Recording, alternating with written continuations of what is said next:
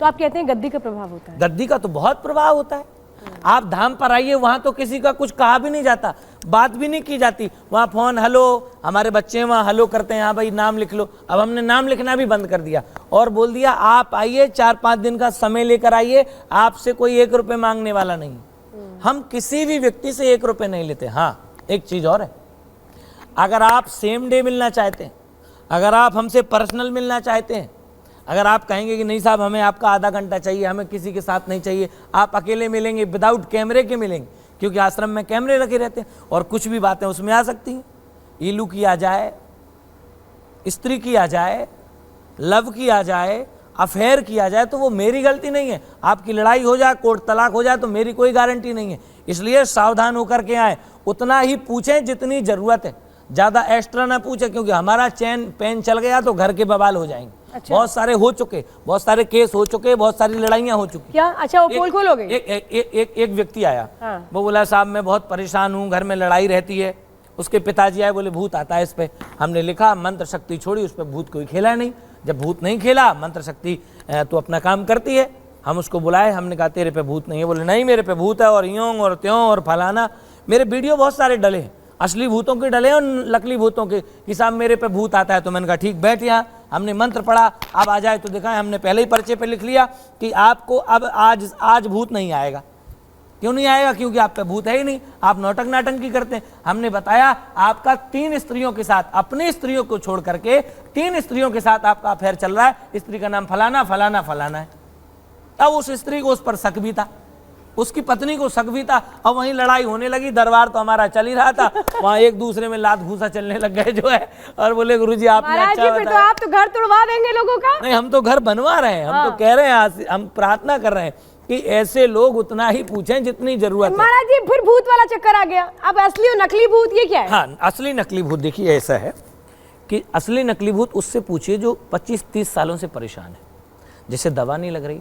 असली नकली भूत की परिभाषा बताऊं आपको? जिसको दवा नहीं लग रही उसको भूत ने पकड़ लिया। नहीं, पूरी बात तो सुनिए आप। मैं कैसे इस मंच पर बताऊं, कैसे बताऊं कि कितने खतरनाक कांड हो चुके। एक स्त्री के साथ में एक प्रेत संभोग कर लेता है।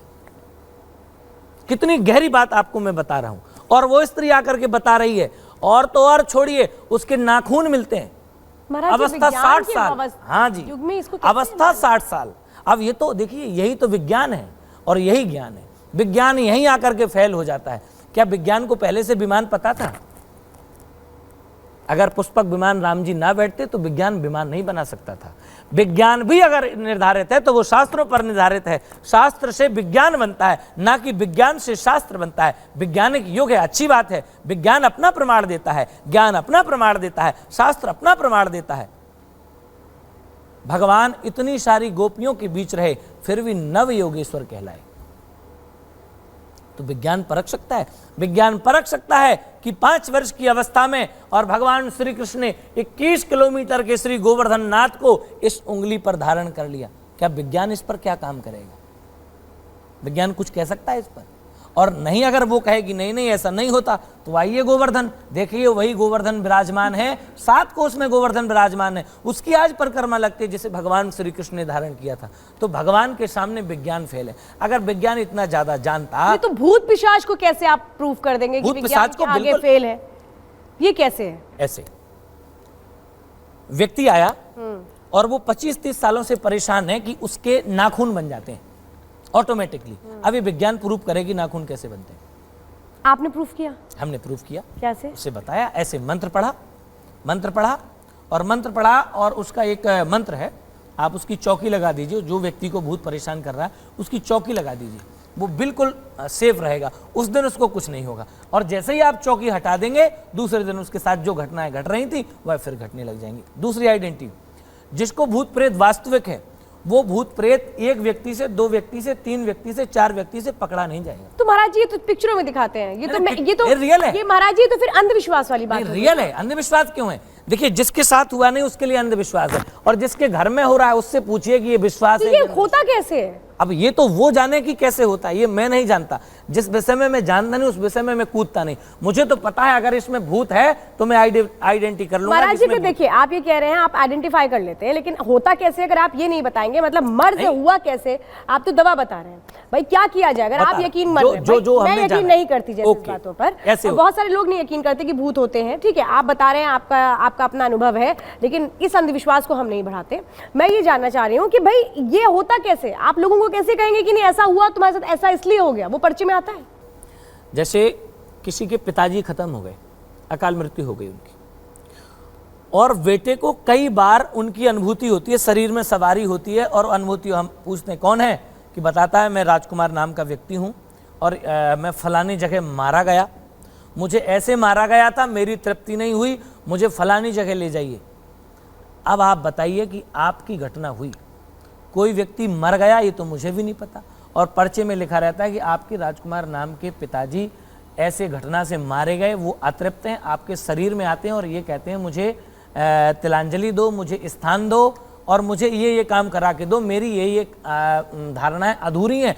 और तो और हमने ये आइडेंटिफाई किया कि अगर आपके पितर हैं, अगर आप वास्तविक हैं, तो आप बता दीजिए इनकी एक चीज़ भूली हुई बता दीजिए। उन्होंने बताया कि फलानी जगह मैं अपनी फाइल रख के आया हूँ, अर्धरात्रि के समय उसे स्वप्न आया, स्वप्न के जरिए प्रतीत हुआ कि फलानी जगह फाइल रखिए, वो फाइल मिल गई और ये आइडेंटिटी हो गया। तो स्वप्न आया, तो स्वप्न तो झूठा भी हो सकता था, स्वप्न में तो बहुत चीजें आती है महाराज जी। कोई चीज फाइल खोई थी, हाँ। और वो उन्होंने उनके शरीर में आती है, उनके पिताजी की आत्मा, और उन्होंने बताया कि फलानी जगह रखी और वो फाइल मिल गई। तो ये भी तो हो सकता है कि ये कहते हैं ना कि कोइंसिडेंस जिसे कहते हैं, कोइंसिडेंस हो गया। हो सकता के लिए तो फिर वो जन्म ही ना लेता। हो सकता तो ऐसा भी हो सकता है कि वो जन्म ही ना लेता, वो मरता ही नहीं। हो सकता के लिए तो बहुत सारी चीजें हो सकी, हो सकता है, हो सकता के लिए यहाँ कोई गुंजाइश नहीं है। और जिस पर वास्तविक भूत होता है वो 10-10 लोगों से रुका नहीं जाता। इनमें से किसी के ऊपर तो नहीं है? नहीं, बिल्कुल नहीं होगा। और भूत होगा तो नाचने लग जाएगा। अच्छा। भूत पिशाच निकट नहीं आवे, महावीर जब नाम सुना में। भैया यहाँ तो महावीर का ही नाम चल रहा है, महावीर के भक्त बैठे हैं, उन पर भूत कैसे आएगा?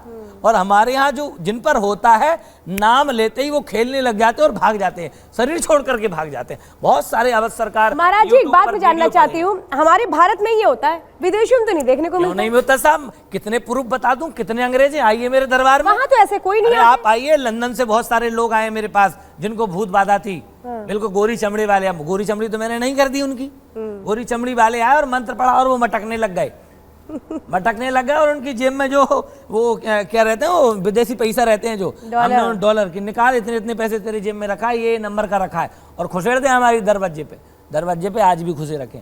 आइए दरबार में, अब सरकार बालाजी में आज भी खुशे। तो आप क्या ये मानते हैं बहुत सारी ऐसी चीजें जो विज्ञान के परे हैं? हाँ, बहुत सारी ऐसी चीजें नहीं है, बहुत चीजें हैं जो विज्ञान के परे हैं। आज विज्ञान का युग है, मैं विज्ञान को भी नमस्कार करता हूँ, वैज्ञानिकों को भी नमस्कार करता हूँ, डॉक्टरों को मेरी भाषा में मैं इस धरा का दूसरा भगवान मानता हूँ।